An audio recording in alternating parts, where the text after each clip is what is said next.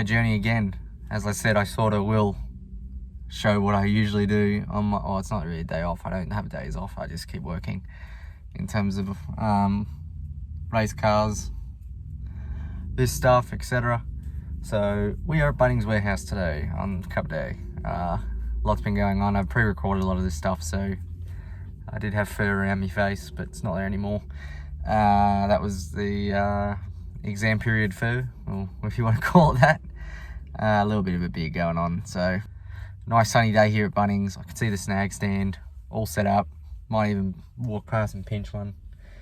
Oh, actually, I don't think I have enough coins. Bugger. Anyway, so just gonna make some new squaring blocks. I've put up with the ones I've had for a few years. I screwed up and I bought 45mm timber, not 35mm, which is the width of a sprint car bottom rail. Essentially, I just have them so they clip in and yada yada yada. This week, I'll show you how we fit the seat in, dismantle the seat. The Kirkies are a bit of a pain, along with, yeah, what my preferences are with seats, because I'm a bit, not fussy, but I'm particular, like we all should be, with what we want in a seat. And Wingless Cages, I'll go through what I think they work. They're probably different interpretation from other people, but what I'm saying is the end result anyway. So yeah, enjoy. All right, hard at it. First job we've been doing on the dirt mob, which I didn't really mention. Putting this bad boy out. Well, I did actually mention it. This bad boy's coming out. Throwing this one back in.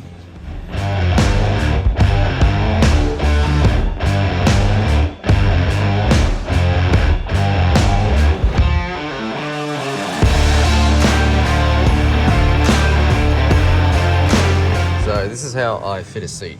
So essentially I have to obviously have proper head height. That's the first step. What do I do next? My angle's got to be pretty right. I like to sort of be laying down. Where's that? Can I do that up here? I sort of like to be laid down, but not like right back. I'm not too fussy with that. Like, I've got in cars with other seats and all that, as long as I can have obviously my coverage down here. Shoulders are in the pad right. All that. Over here is my critical part. We've got the big trucker wheel on this thing. So I put my hand at the top and I have to have the slightest kink in my elbow. And for lockwise, I pretty much have to be able to pull my hand around like this.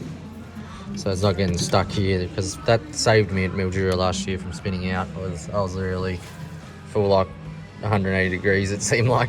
Otherwise we would have spun out and probably cleaned up a lot of cars. So yeah, ignore the mess. This is the reality of the show at the moment.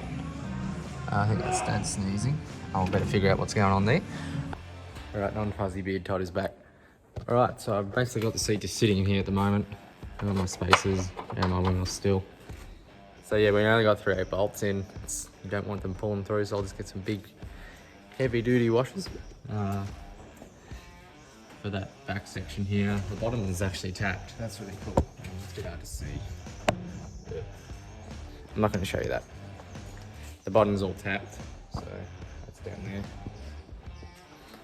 there. Next up, we got, just need to make some inch spaces to go behind here, because that's where I was most happy with my angle and the bent elbow and all that. So we'll go from there and we'll smash on some theory on wingless cages.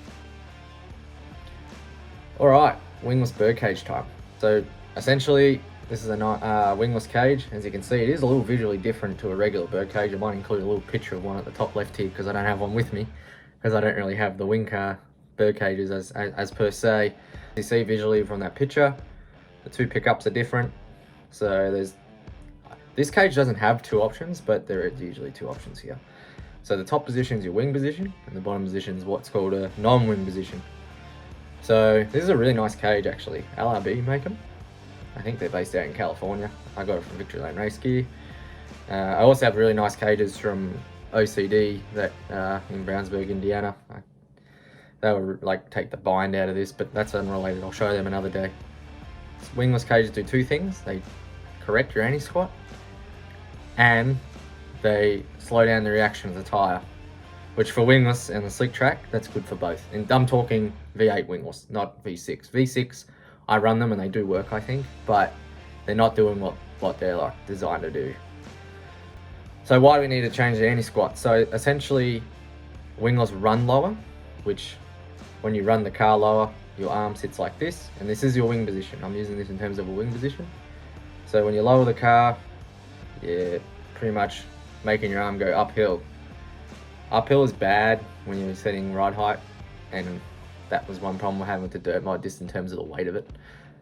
Dynamically as well, not statically. So essentially you want your arms to run downhill on one side and pretty much level on the left. That's pretty optimal. Bringing this down, so a wingless run an inch lower. So if we sit here with our wing and we go up an inch, your axle sits higher, therefore your ride height is lower. Then your arm angle is corrected. Whereas if you had it up here, your arm angle is like the piss. I'm saying that in the most Aussie way possible. Also, another thing was obviously this spacing here. That's your wing spacing. That's what we were using with the dirt mod. The problem with that is, I reckon, it made the tyre way too aggressive, which was a bit of a shortfall on exit. So you can roll in, that's all good. Then you ease into it. It was way better than it was, but I'm still not feeling the left. I'm still just feeling it either unhook on me or not being able to keep up. So essentially, when this is lower, you're sort of getting more leverage in the cage, which essentially bites harder, I want to say, but a lot of that bites within your anti-squat. But if this is spaced out, so therefore it reacts slower. That's another good thing about the cage. A lot of this is within 1/10 of a second. Like, that's all it takes. Like, it's probably less than 1/10. But I'd like to say that's about what it is. It's nearly instantaneous. So yeah, that's pretty much wingless cages for you, and there's probably more to it. I'd like to know more, and I'm probably either getting told I'm an idiot or this is something different and informative. So thank you.